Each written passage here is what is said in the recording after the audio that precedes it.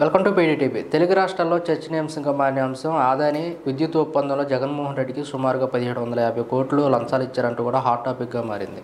ఇదే అంశాలపై నిన్న జగన్మోహన్ రెడ్డి తాడేపల్లిలో ప్రెస్ మీట్ పెట్టేసి వీటిలో అవాస్తవాలు మొత్తం ఆ, తప్పుడు రాతలు రాస్తున్నారంటూ కూడా జగన్మోహన్ రెడ్డి గారు చెప్పడం జరిగింది. ఈ అంశాలపై మనతో మాట్లాడేందుకు మాదిరెడ్డి శ్రీనివాసరెడ్డి గారు మనతో లైన్లో జాయిన్ అవుతున్నారు. సార్ నమస్తే అండి. నమస్కారం. సార్ ఎలా ఇక్కడ జగన్మోహన్ రెడ్డి గారు ఇచ్చినటువంటి ఓపెన్ ఛాలెంజ్ ఏదైతే ఉందో, మీరు తప్పుడు రాతలకు క్షమాపణలు చెప్పండి. I never dealt with PPA అంటే పీపీఏ వాళ్ళతోటి నేను ఏ విధమైనటువంటి లోపాయకారి ఒప్పందాలు చేసుకోలేదు. Everything is with SECI. ఆ సెకీతో నేను చేసుకున్నటువంటి ఒప్పందాలు ఇవి. నేను ఒప్పందం చేసుకోవడానికి నేను డిసెంబరు 2021లో ఒప్పందం చేసుకున్నాను. 2021 జూలై నెలలో మరి ఛత్తీస్గఢ్ ఒప్పందం చేసుకుంది. ఆ తర్వాత ఒడిశా ఒప్పందం చేసుకుంది. ఆ తర్వాత తమిళనాడు ఒప్పందం చేసుకుంది. వీళ్ళందరూ కూడా సోలార్ విద్యుత్ ₹2.61 సరఫరా చేయడానికి ఒప్పందాల మీద సంతకాలు పెట్టారు, ఒప్పందాలు కుదుర్చుకున్నారు. నేను అంతకన్నా తక్కువగా 12 పైసలు తక్కువగా ఉండే విధంగా ₹2.49 అది కూడా ట్రాన్స్మిషన్ ఛార్జెస్ 1000 ఉండే విధంగా ఆ ధర దాదాపుగా 20 ఏళ్ల పాటు మనకు సరఫరా చేసే విధంగా దాదాపు సంవత్సరానికి ₹4,400 కోట్ల చొప్పున 1,00,000 కోట్లు మిగిలే విధంగా నేను ఏర్పాట్లు చేస్తే నన్ను సన్మానించవలసింది పోయి నాకు శాలువా కప్పాల్సింది పోయి నా మీద తప్పుడు రాతలు రాస్తారా మీరని చెప్పేసి ఆయన సూటిగా నేరుగా ప్రశ్నించారు.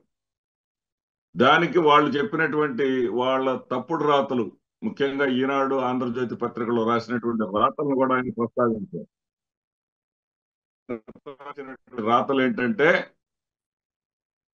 ఆయన ఆ పేపర్లో ప్రస్తావించినటువంటి వార్తలు ఏదైతే ఉన్నాయో, ఏది ₹1.99 గుజరాత్ లో సరఫరా చేసినప్పుడు ఆంధ్రప్రదేశ్ లో 50 పైసలు ఎక్కువ ఎందుకు పెట్టవలసి వచ్చింది? గుజరాత్ రాజస్థాన్ రాష్ట్రాల్లో ఎడారి ప్రాంతం ఉంటుంది. అక్కడ సూర్యరశ్మి లభ్యత ఎక్కువగా ఉంటుంది. అంటే ఉదాహరణకి అక్కడ లభించేటటువంటి సూర్యరశ్మి ద్వారా ఒక 100 రూపాయలు పెట్టుబడి పెట్టామనుకోండి, 23.5 యూనిట్లు అక్కడ ఉత్పత్తి సాధించవచ్చు. అదే ప్లెయిన్ ఏరియాలో అయితే 100 రూపాయలు పెట్టుబడి పెడితే 17 యూనిట్లు మాత్రమే ఉత్పత్తి వస్తుంది. అయినప్పటికీ కూడా ఆ గుజరాత్ రాష్ట్రం గుజరాత్కు మాత్రమే సరఫరా చేసింది ₹1.99 అక్కడ జరిగేటటువంటి ఉత్పత్తిని.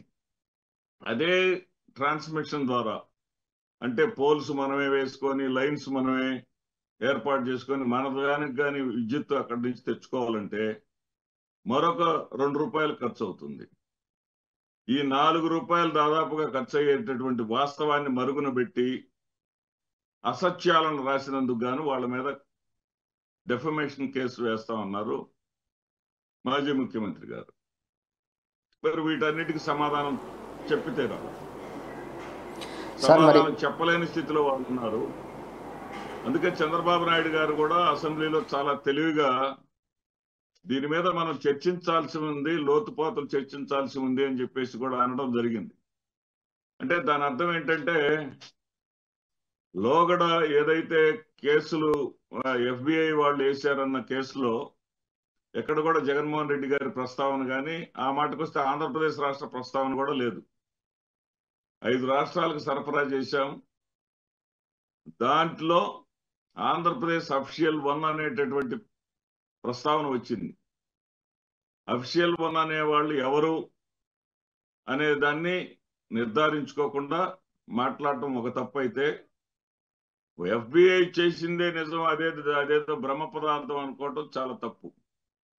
ఎందుకంటే గతంలో కేవీపీ రామచంద్రరావు గారు కూడా టైటానియం సప్లై కోసము 100 కోట్ల ముడుపులు తీసుకున్నాడని వార్త రాసింది. అసలు కేసే ముందుకు నడవలేదు. అదేవిధంగా హిందుస్థాన్ వాళ్ళకి వాళ్ళ మీద కేసు ఒకటి వేశారు. రైల్వే ఎంప్లాయీ మీద కేసు ఒకటి వేశారు.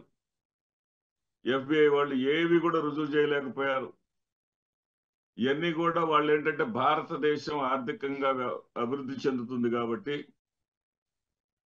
యుఎస్ఏకి సవాల్గా నిలిచింది కాబట్టి భారతదేశం మీద బురద జల్లటానికి కూడా ఇదొక అంశంగా తీసుకున్నారు.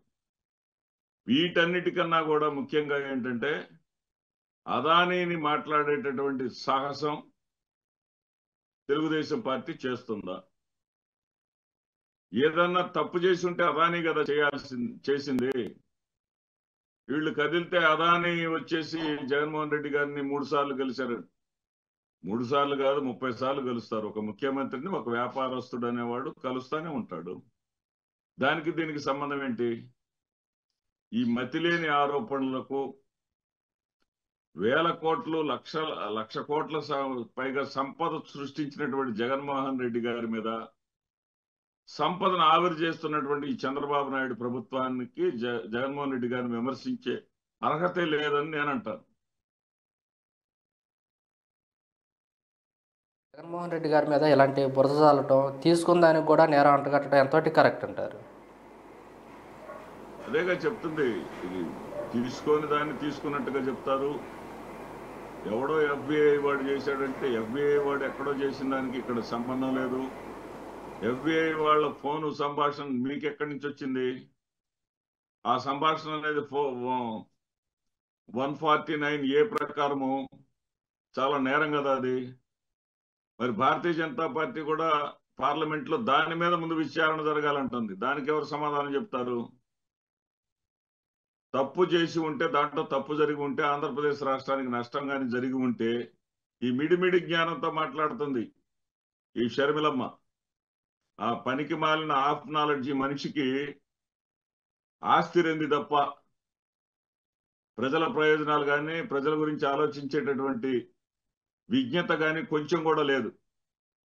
ఎంతప్పటికీ కూడా ఎదుటి వాళ్ళ సొమ్ము ఎట్లా లాక్కున్నావా? ఆవిడ మీద ఉన్నటువంటి ఆరోపణలు ఏంటంటే కాంగ్రెస్ పార్టీ మన జరిగినటువంటి సాధారణ ఎన్నికల్లో ప్రతి క్యాండిడేట్కి ఇంత ఇవ్వమని డబ్బులు ఇస్తే ఒక్కళ్ళు కూడా ₹1 ఇవ్వలేదు అని చెప్పేసి ఆ పార్టీకి చెందినటువంటి ఉపాధ్యక్షురాల హోదాలో ఉన్నటువంటి ఆమె చెప్పింది. ఎవరు? పద్మశ్రీ గారు చెప్పారు, శంకర పద్మ గారు. అది ఆవిడ చరిత్ర. ఆవిడ డబ్బు మీద ఆరాటం పడేటటువంటి వాళ్ళకి, పచ్చ కామెర్లు ఉన్న వాళ్ళకి లోకం అంతా పచ్చగా కనపడుతుంది అన్నట్టుగా చంద్రబాబు ప్రయోజనాల కోసం పనిచేసే వాళ్ళు ఆఫ్ నాలెడ్జ్ తోటి ఇష్టం వచ్చినట్టు మాట్లాడటం సబబు కాదు. 5.90 పైసలు ఉన్నటువంటి ఆ యొక్క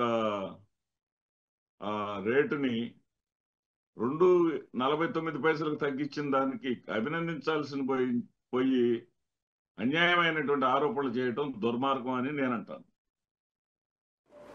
ఓకే సార్, మీ అమూల్యమైన సమయాన్ని మాతో కేటాయించినందుకు ధన్యవాదాలు సార్.